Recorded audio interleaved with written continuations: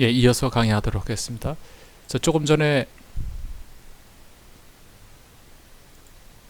프로그램 기획 및 시작에 대해서 말씀드렸는데, 그것도 한번 그 단국대학교에 적용해 보면서 말씀드리면, 실제로 이 프로그램 진행을 위한 어떤 핵심 그룹, 또 지역사회 조직가를 선출을 하고 조직위원회를 구성하겠죠. 그래서 학내 금연운동협의회, 얘는 가칭, 뭐 이런 조직위원회를 구성하고, 여기에 포함되기 위해서 학생 및 교직원 위원회가 다 들어오겠죠.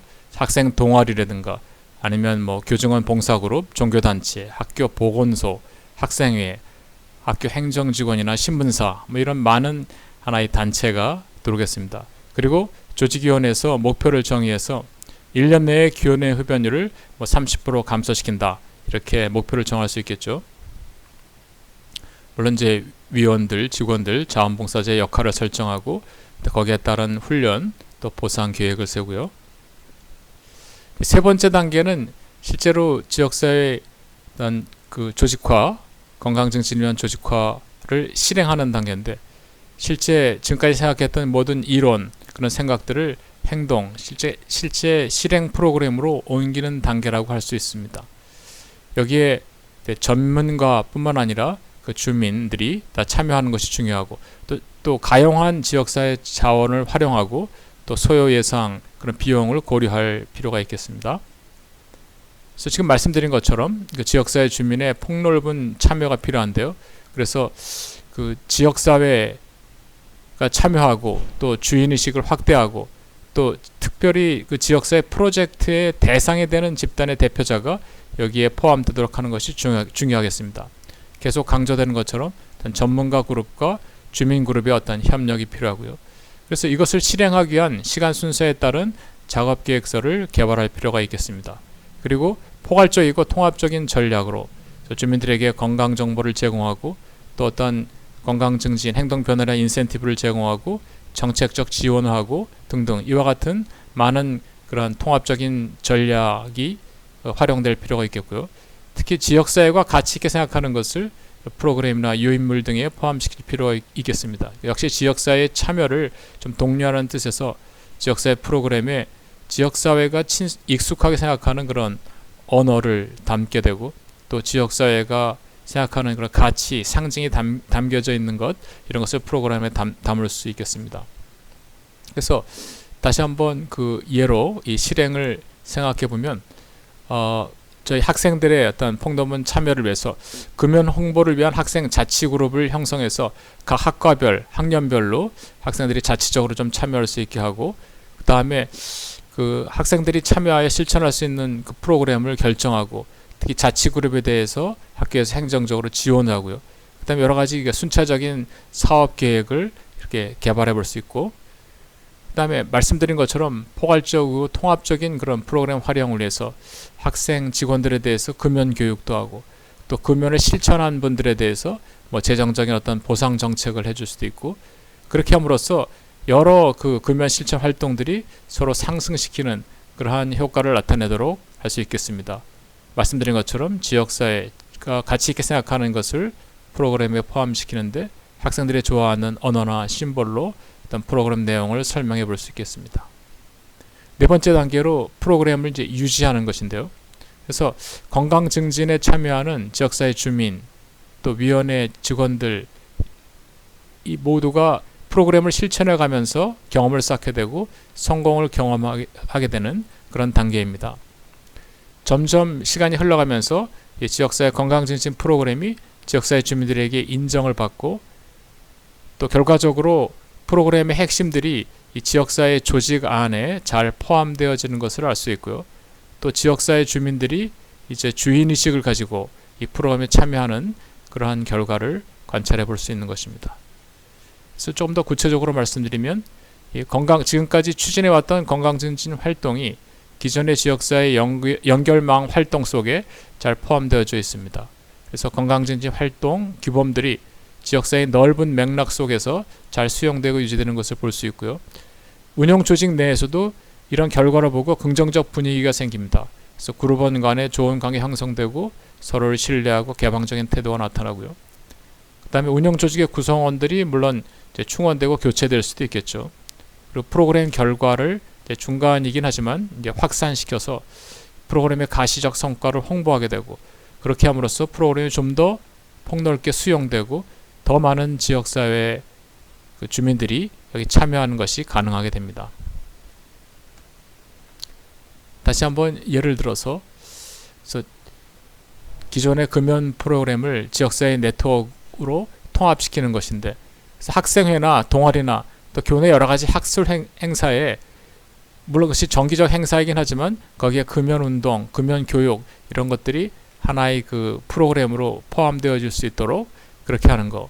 그리고 운영 조직 내에 긍정적 분위기가 형성되어졌다고 하는데, 금연운동에 참여하는 학생들이 서로 신뢰하고 아주 개방적인 분위기가 생기고, 때로는 실수할 수 있지만 이것은 훈련의 기회로 삼고 갈등도 해결하고 이렇게 긍정적인 분위기를 만들어갑니다. 물론 운영 조직 구성원의 어떤 충원, 교체가 이루어질 수 있겠고요. 말씀드린 것처럼 이제 프로그램 결과를 홍보하는데, 지금까지 이루어왔던 그런 금연운동의 결과가 어떠한 것인지 가시적으로 홍보해보고, 그래서 또 얼마나 많은 학생 및 교직원들이 참여했는지 성과를 알리고, 이렇게 결과를 홍보함으로써 학교 전체에 어떤 금연 홍보 메시지를 전달하는 그런 효과를 갖는다고 할 수 있습니다. 이제 마지막으로 프로그램을 확산하고 재평가하는 단계인데요. 프로그램을 실천해가는 과정을 이제 평가하고 실천 전략에 대해서 재평가하고요. 그래서 실행 단계를 다시 조정해 볼 수도 있고, 프로그램을 수정 확장해 볼 수도 있고, 또 프로그램의 폐기 등이 이루어질 수도 있겠습니다. 좀 더 구체적으로 말씀드리면, 지역사회 분석을 다시 실시해 보는데, 아무래도 시간이 지남에 따라서 그런 리더십이 교체될 수도 있고, 또 새로운 협력 관계가 이루어질 수도 있고, 또 새로운 위원회의 어떤 동원이 필요하기 때문에 지역사회 분석을 다시 실시합니다. 프로그램의 효과를 평가해 볼 수 있는데요.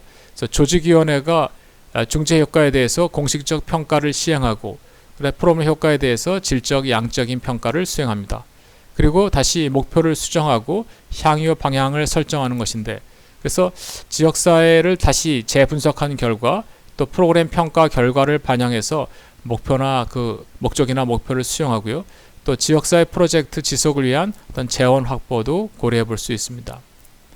그 다음에 마지막으로 프로그램 실천 결과를 이제 정리하고 홍보하는 것인데, 그래서 지금까지 그 프로그램 실천한 것을 구두나 또는 문서 보고서로 작성하고, 그 다음에 그런 것을 지역사회 중심 그룹을 통해서 가시적으로 홍보하고 확산하는 것이라고 할 수 있겠습니다.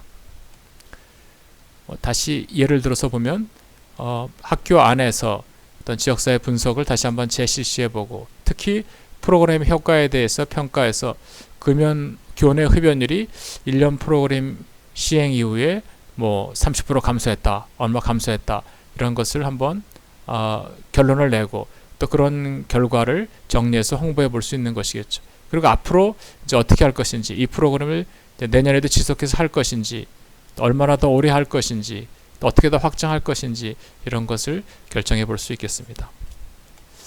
지금까지 지역사회 수준에서의 건강 증진, 또 지역사회 조직화 등에 대해서 설명을 드렸는데, 여러분들이 조금 더 관심을 갖도록 하나의 그 논문을 하나 살펴보았습니다. 이 논문은 소위 그 메타 분석 논문인데요. 여러 이미 이루어졌던 논문들을 그 합쳐서 이루어진 논문이죠. 그래서 그 논문의 초점은 아까 말씀드린 것처럼 지역사회 수준에서의 어떤 그 지역사회 주민들이 참여하는 그런 활동을 시행했을 때 그것이 지역사회 건강 수준에 어떠한 영향을 미쳤을까의 초점입니다.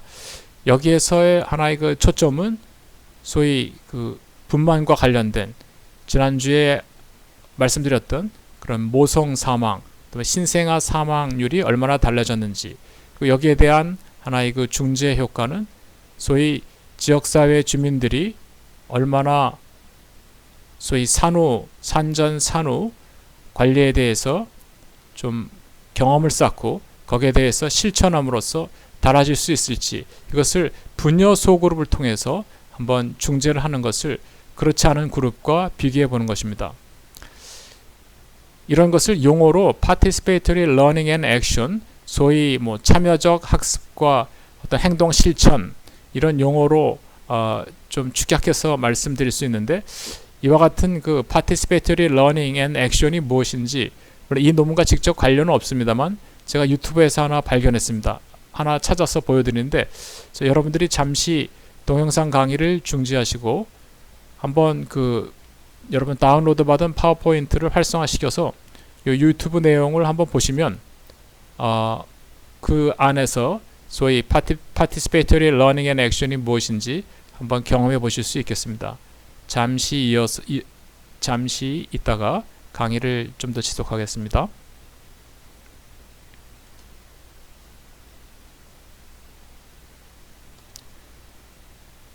예, 여러분들 유튜브 동영상을 잘 보셨죠? 그래서 뭐 아주 짧은 동영상이지만 내용을 보면 그 북부 우간다 지역에서 아마도 오바야 지역사 연합이라고는 어떤 단체가 주민들을 대상으로, 물론 이제 보건 문제는 아니지만 좀 개량 부엌을 만드는 그런 하나의 그 활동을 하면서 그것이 그룹을 형성하고 그 안에 주민들이 참여해서 실제로 배우고 실천해 봄으로써 하나의 그 지역사회 개발 프로그램을 실천했던 그 내용을 소개하고 있는 내용입니다.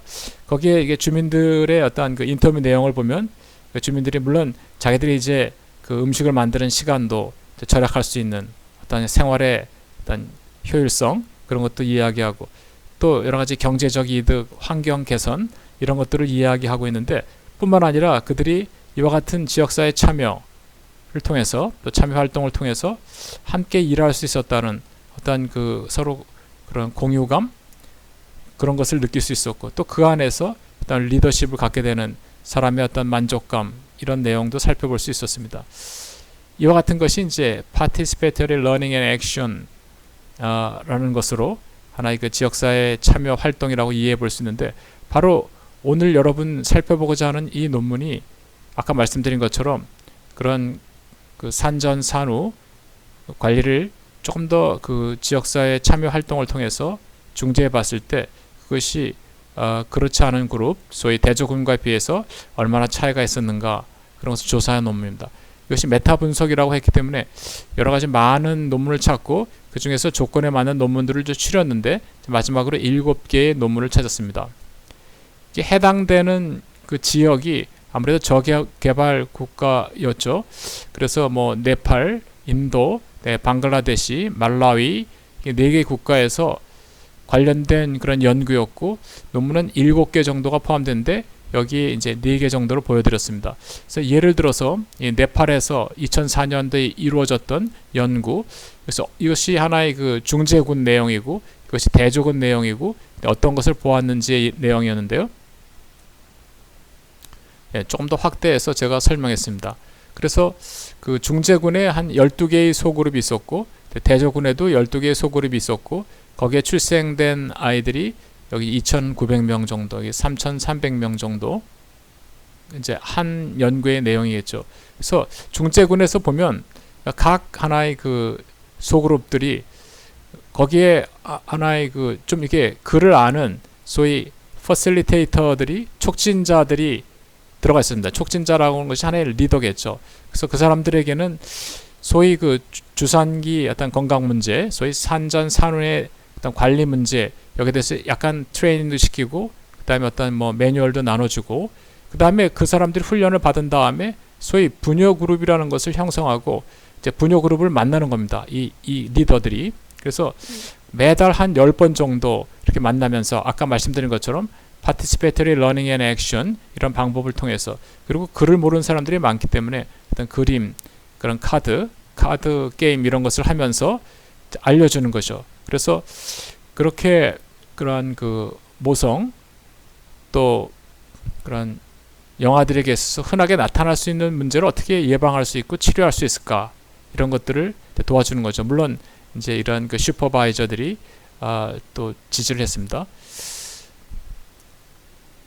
그 다음에 물론 이제 일반적인 그런 그 전통적인 하나의 그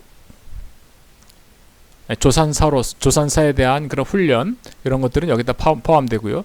대조군에서는 이와 같은 학습을 하지 않고 그냥 기본적인 그 소위 전통적인 어떠한 그 조산사들, 그러니까 뭐 분만을 도와주는 사람들이 갖춰야 될 그런 그 기본적인 훈련을 한 거죠. 그래서 그 1차 보건소를 통해서 소위 뭐 신생아 어떤 그 소생술에 대한 장비, 또 어떻게 그런 그 광선 치료를 할 것인지, 또 어떻게 뭐 따뜻하게 잘 보호해 줄 것인지, 뭐 그런 것들에 대해서 이제 일반적으로 이렇게 가르치고, 또 거기에 필요한 그런 그 키트들 그런 것을 제공해 주고, 그러니까 이것은 대조군에서 이루어진 거고, 그 다음에 실험군에서는 이 내용 플러스 아까 말씀드린 것처럼 그 Participatory Learning and Action을 통해서 그런 그 촉진자들이 소위 분요 소그룹을 한 거죠. 그래서 결론적으로 볼 때에는 그 소위 신생아 사망률, 그 다음에 뭐 모성 사망률, 또 사산율 등등 그 이외에도 얼마나 그런 의료기관을 잘 이용했느냐, 또 뭐 신생아에서 얼마나 이완율 어떻게 되느냐, 그리고 지난주에 좀 배웠던 그런 그 보건과 관련된 그 지표들을 한번 본 거죠. 그래서 여기서 이제 결론 중에 그 그림만 좀 보았는데요. 그래서 보면은 이 맨 처음 것이 소위 모성 사망률이 얼마나 달라졌는가. 여기 여러분 한번 표를 보는 연습을 해보시면 이것이 관련된 그런 논문들을 쭉 뽑아놨시죠. 하나, 둘, 셋, 7개 논문이 포함되어 있습니다. 그런 것을 합성한 논문이니까요. 그 다음에 이건 논문이 이루어진 해고, 그 다음에 몇 명이 출생했고, 그 중에서 소위 중제군에서 사망자가 몇 명인지, 그 다음에 대조군에서 사망자가 몇 명인지 그런 얘기고, 이 내용은 좀 그 각각 그룹의 특성을 나타나고 있는데 여기 중요한 내용입니다. 그래서 이것은 소위 그 그룹 중에서 산모가 아닌 사람도 이 분요 그룹에 속할 수 있기 때문에 도대체 산모가 몇 퍼센트 포함되어져 있는가. 사실 그룹의 차이가 많죠. 10%, 2%, 3%, 36%. 그러니까 그룹마다 좀 약간 좀 이질적이라는 것을 알 수가 있습니다. 그리고 이것은 소위 그 병원에서 나는 그 소위 병원에서의 분만율이 어느 정도 되는지 이것도 각 연구마다 차이가 좀 많이 나는 것을 알 수 있고요. 그다음에 아까 이거 모성 사망비 지난번에 말씀드렸습니다. 그러니까 모성 사망률하고 모성 사망비가 분모가 좀 차이가 있다고. 이것도 각 연구마다 좀 차이가 있는 걸 알 수 있고요.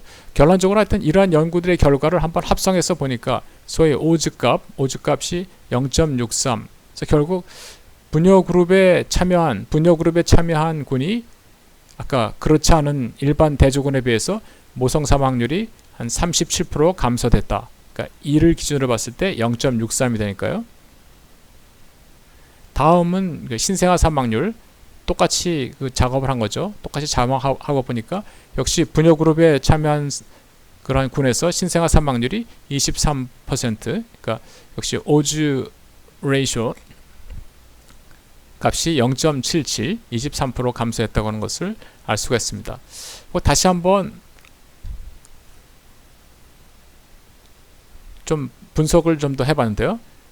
서브 애널리시스를 해보니까 요 재밌는 그림을 그렸습니다. 그래서 아까 그 각 그룹마다 소위 그 임산부가 얼마나 많이 참여했는가, 임산부 참여율을 얘기했었는데 임산부 참여율이 좀 더 많을수록, 그러니까 조금 더 이렇게 해당이 있는 사람들이 참여했을수록 오즈 값이 뭐 A도 그렇고 소위 모성 사망률도 그렇고 신생아 사망률도 그렇고 더 감소되어져 있다는 것을 볼 수가 있습니다.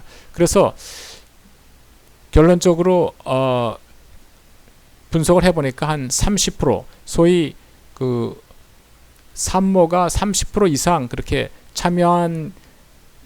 참여율이 높은 그런 그룹에서 이런 그 소위 모성 사망률이 55% 감소했고 신생아 사망률이 33% 감소했다. 의미 있게 감소한 거죠. 그러나 그렇게 산모의 참여율이 30% 미만인 군에서는 출산 결과에 특별한 차이가 없었다. 이런 차이가 별로 의미 있게 나오지 않았다는 거죠.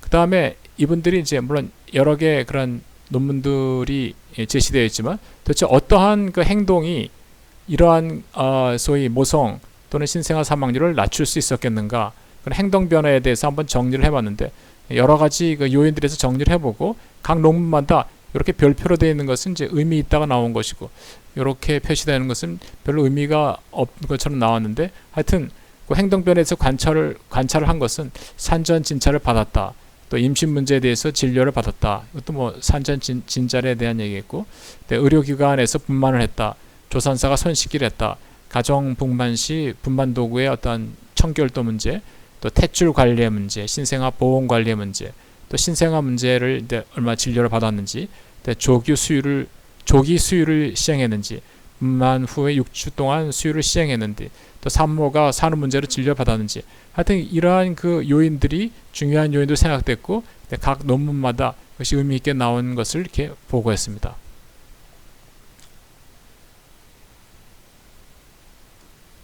그래서 지금까지 하나의 그 논문을 통해서 여러분들에게 실제로 지역사회 주민들이 참여를 통해서 이렇게 학습하고 교육했을 때 이와 같은 중재가 얼마나 소위 그런 건강에, 지역사회 주민의 건강에 영향을 미쳤을지, 이런 것을 하나의 그 사망률이라는 지표를 통해서 한번 비교해보는 논문을 살펴보았습니다.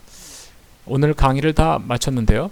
한 가지 더 말씀드릴 것은, 지난번에 사실은 여러분들에게 지역사회 봉사활동을 위한 하나의 주제를 좀 정해서 제출해달라 말씀드렸는데, 오늘 여러분들과 대면 강의를 할 수가 없어서 여러분들에게 공지해드린 것처럼 오늘까지 각자가 생각하는 그런 지역사회 봉사활동 주제 내용을 저에게 이메일로, 제 이메일 주소로 보내주면 좋겠습니다. 여러분들이 그렇게 하시면 제가 보고, 그 다음에 여러분 가운데 좀 그 유사한 공통적인 그 주제들을 한 5가지, 6가지 정도 제가 뽑아서 제시를 하고, 그 다음에 여러분들이 서로 상의해서 자기의 관심 그룹으로 조를 좀 만들 수 있으면 좋겠습니다. 그것이 뭐 5명이 되든 6명이 되든 여러분 관심에 따라서 이렇게 조를 만들면 제가 소그룹을 구성하도록 하겠는데요. 지금 이 코로나 바이러스 감염 때문에 앞으로의 수업 진행이 어떻게 될지 알 수 없지만, 만약에 이 대면 강의가 이루어지고, 그 다음에 저희들이 좀 그 대외적으로 활동하는 것이 그렇게 어렵지 않으면 학기 마칠 때까지 지역사회 봉사활동 과제를 하나씩 실천해 보도록 하겠습니다. 그래서 이제 여러분들이 그렇게 조를 짜서 만나게 되면 지금 말씀드린 것처럼 이렇게 지역사회 프로젝트 과제명을 다 구체적으로 정하고, 지역도 정하고, 그다음에 내용도 정하고, 어떻게 좀 실천해 볼지, 또 어떤 역할 부담을 할지, 또 어떠한 결과가 기대되는지, 이런 봉사활동 계획서를 작성해 보실 수 있겠습니다. 마지막으로 지역사회 봉사활동 과제 최종 보고서를 제출하도록 했는데요. 이 보고서는 뭐 각자 제출하는 것이 아니라 전체 조원이 하나 제출하시면 되는데, 물론 전체 조원의 이름으로 제출하시죠. 그래서 뭐 A4 용지로 이렇게 한 10매 정도 보고서를 제출하시면 되는데, 보고서 내용 속에는 우리가 어떠한 지역사회 봉사활동을 했다, 또 누가 참여했다, 그리고 어떠한 필요성, 목적을 가지고 이것을 했고, 실제로 어느 대상 지역으로 어떤 구체적 방법으로, 또 어떤 역할 분담을 해서, 예를 들어서 설문지를 만들었으면 어떻게 설문지를 만들었는지, 뭐 이런 것을 할 수 있고요. 결과로 활동 내역이 무엇인지, 조사한 결과가 무엇인지 등을 할 수 있고, 마지막으로 이제 봉사활동에 느낀 점 등을 이렇게 포함시킬 수 있겠습니다. 그래서 오늘 지역사회 수준의 건강증진, 지역사회 건강증진에 대한 강의를 드렸습니다. 강의를 마치도록 하겠습니다. 감사합니다.